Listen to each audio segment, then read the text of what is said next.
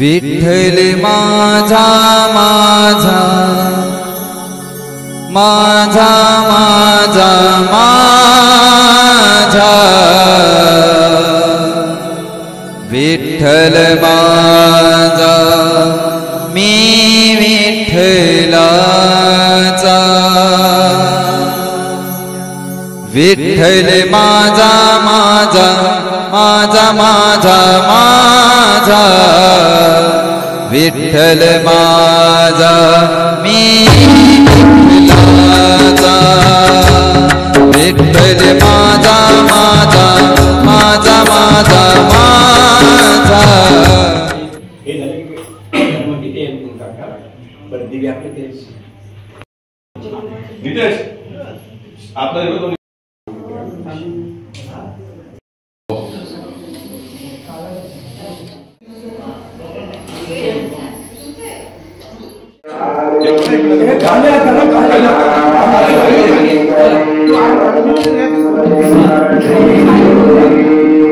गणपती बाप्पा मोरया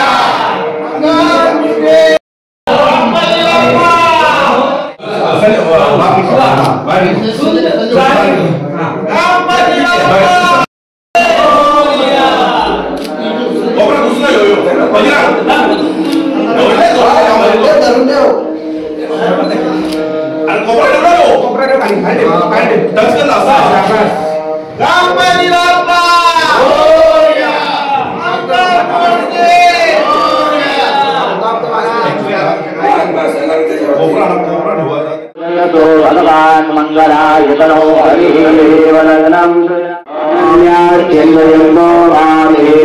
परिवारेहानित्याभियुक्तानां योगक्षेमं महाम्य ब्रह्मा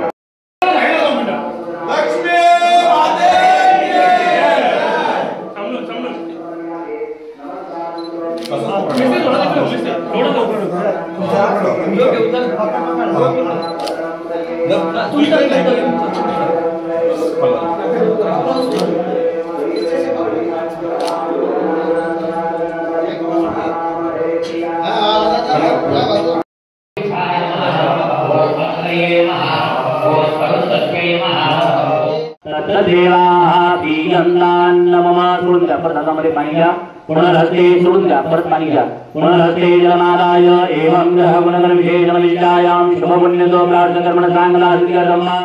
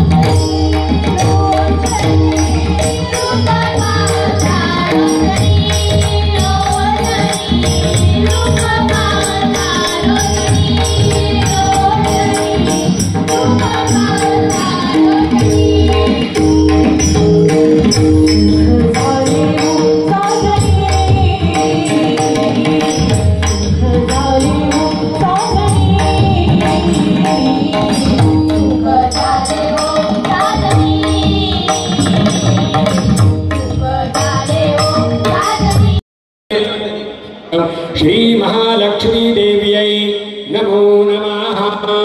हस्ते जलमादाय तिथिर्विद्युतदावारो नक्तरं विष्णुरेव च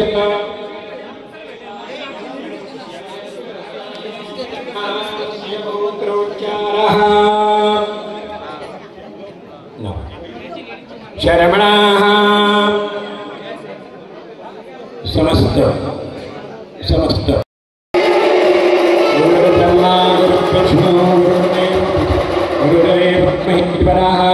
गुरुसाक्षात् परब्रह्म तस्मै श्री गुरवे नमः। सद्गुरु दत्तात्रेयाय नमः।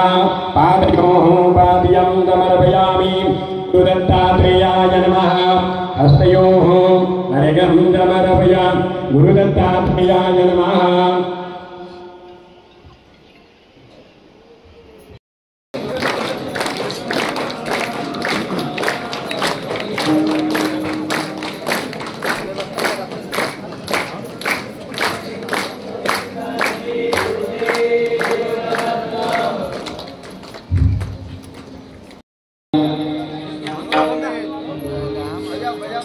पीने के बाद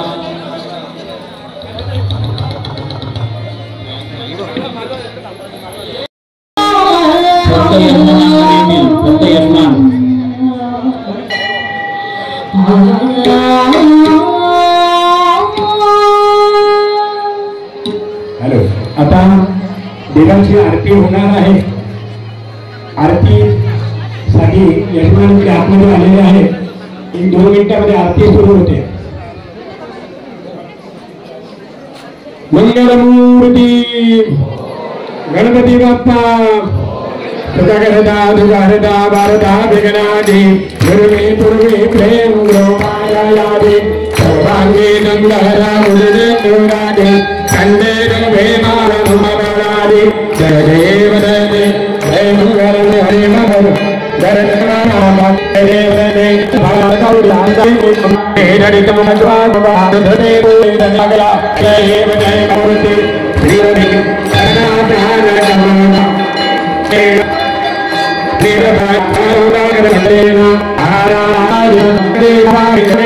सुरवंदना जय जय मंगल धर्माते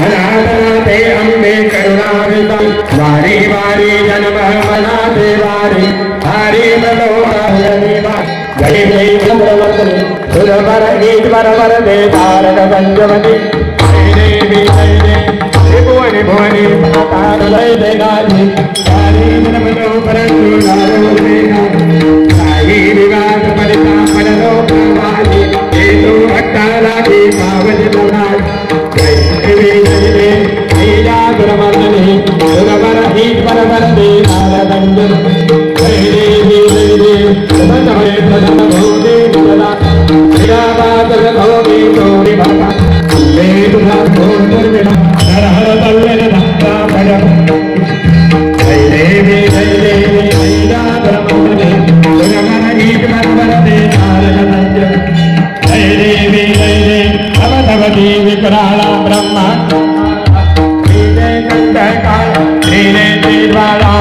लावण्य सुंदर कष्टी वाले गुरु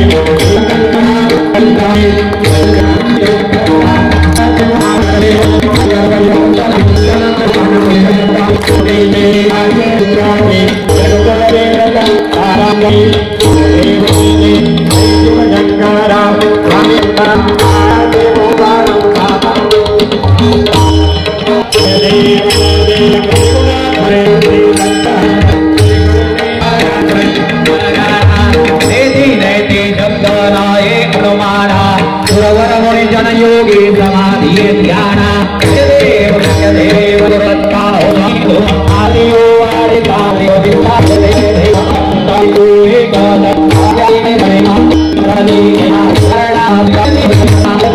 विद्या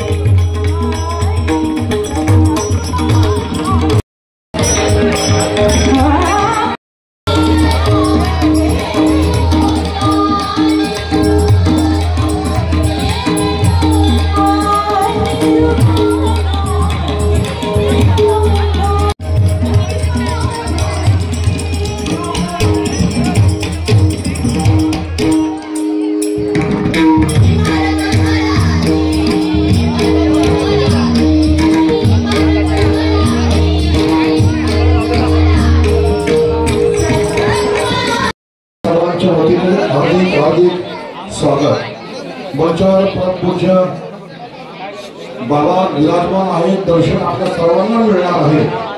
तत्पूर्वी एक सूचना सर्व भाविकांनी लक्ष देऊन ऐका। परमपूज्य बाबांचा आपल्या सर्वांना परिचय आहेच, बाबांच्या कार्याचा परिचय आपल्या सर्वांना आहे, पण तरी देखील आपल्या सर्वांना सांगतो परमपूज्य बाबांच्या माध्यमातून संपूर्ण भारतभर आणि भारताच्या बाहेर आपल्या संत वाङ्मयाचा प्रचार प्रसार करण्याचं कार्य गेली 50 वर्ष चालू आहे। आपण बघितलं की आतापर्यंत भारतामध्ये अनेक ठिकाणी हरिनाम सप्ताह झाले, त्याच्यामध्ये 50,000 भाविक होते। आता 2025 मध्ये 16 फेब्रुवारी ते 24 फेब्रुवारी प्रयाग क्षेत्रामध्ये कुंभमेळ्याच्या निमित्ताने, ज्याला आपण प्रयाग क्षेत्र म्हणतो, तीर्थराज प्रयाग, या परिसरामध्ये 16 फेब्रुवारी ते 24 फेब्रुवारी हरिनाम सप्ताहाचं आयोजन केलेलं आहे। आपण जास्तीत जास्त धार्मिक सप्ताहामध्ये ज्ञानेश्वर पाळण्यासाठी सर्व अनेक सूचना आहेत की 500 वर्षानंतर या भारतामध्ये प्रभू श्री रामचंद्रांचं आगमन झालेलं आहे। प्रभू रामचंद्रांचा 500 वर्षाचा वनवास संपला आणि भारतामध्ये श्री राम मंदिर तयार झालं अयोध्या नगरीमध्ये। याच अयोध्येमध्ये 2026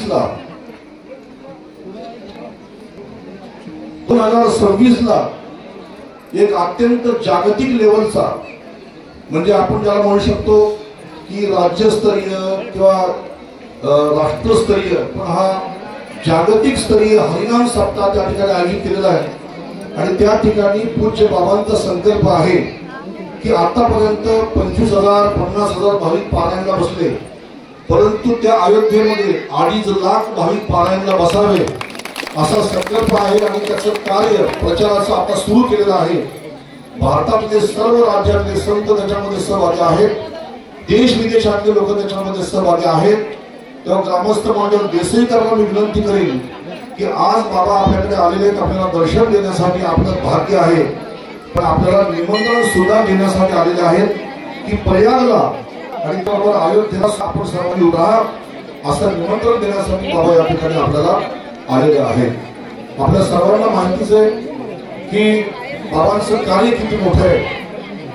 अनेकांच्या वरती औषधोपचार करण्याचं काम आश्रमाच्या द्वारे होतं। कोरोनाच्या काळामध्ये कोरोनाची लस ही नंतर सापडली, पण कोरोनाच्या काळामध्ये लाखो भाविकांना जीवदान देण्याचं कार्य बाबांच्या माध्यमातून त्या ठिकाणी झालं याची आपल्याला कल्पना आहे। आणि देसाई गावातले कितीतरी लोक त्या ठिकाणी औषधासाठी गेलेले आहेत, मी प्रत्यक्ष पाहिलेले आहेत। आजार कोणताही असो, मग दवा आणि दुआ दोन्ही गोष्टी एकत्र मिळाल्यामुळे सगळ्या आजारावरती आश्रमामध्ये उपचार केले जातात आणि अशा या कार्यासाठी अनेकांचा हातभार लागतो। आता ज्यांचं या ठिकाणी आगमन झालं होतं ते बाबांच्या संस्थेवर विश्वस्त म्हणून ज्यांनी कार्य केलं असे चौधरी काका, आता आपण पाहिले असतील तर ते थकलेले खूप आणि वृद्धापकाळाने थोडंसं त्यांचं शरीर आता त्यांना साथ देत नाही, पण तरी देखील मात्र एवढ्या वर्ष बाबांची सेवा केल्यानंतर सुद्धा आज या ठिकाणी बाबा इथं आले हे त्यांना कळालं, त्यांच्या कुटुंबियांना कळालं आणि म्हणून त्या चौधरी कुटुंबांच्या वतीने या ठिकाणी बाबांच्या संस्थेसाठी 1 लाख रुपयाची देणगी या ठिकाणी देण्यात आलेली आहे। चौधरी काका आणि त्यांचे सुपुत्र प्रियेश दादा यांना मी मनापासून धन्यवाद देईन आणि सदैव बाबांचा आशीर्वाद आपल्या पाठीशी राहील असं मी या ठिकाणी आपल्या सर्वांच्या समोर सांगतो.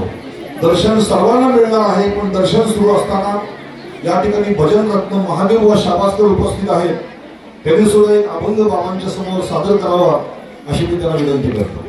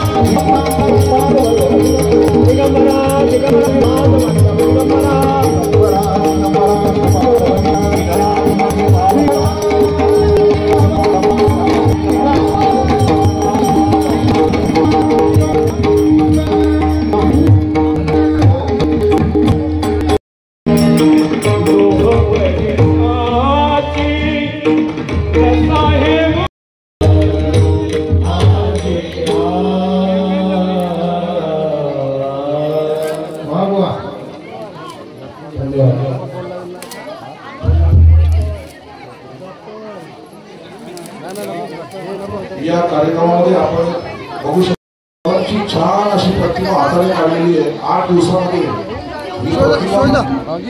त्यांनी काढलेली आहे. आपण बघू शकतो किती छान अशी प्रतिमा म्हणजे हाताने रेखाटलेली आहे. प्रत्यक्ष त्याच्यामध्ये आपण बघताय की जसं बाबांचं जे स्वरूप आहे तेजस्वी आणि तसंच तेज त्यांनी त्या फोटोमध्ये आणण्याचा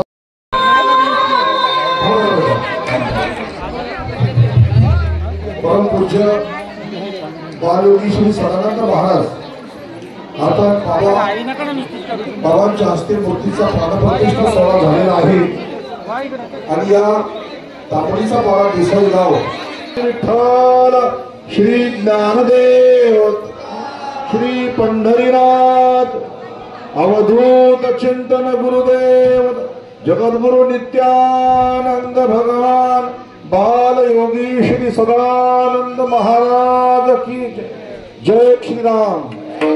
बाबांना आपल्या केलेला आहे हा आपला पायगुण आहे. तो आपल्याला मी अशीच विनंती करीन असाच आशीर्वाद आम्हाला द्या आणि मलंगड मुक्त करण्यासाठी आपण आम्हाला सहकार्य करा. जय जय रामकृष्ण हरी. Digambara Digambara Shripad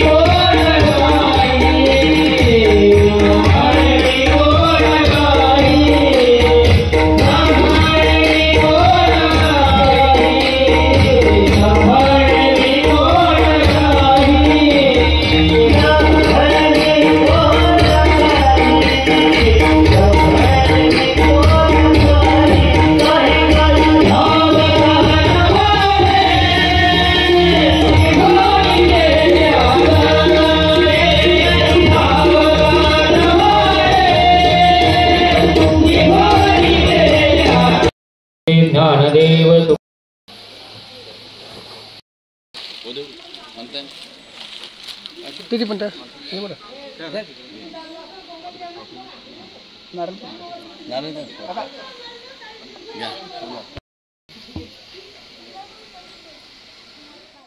Thank you.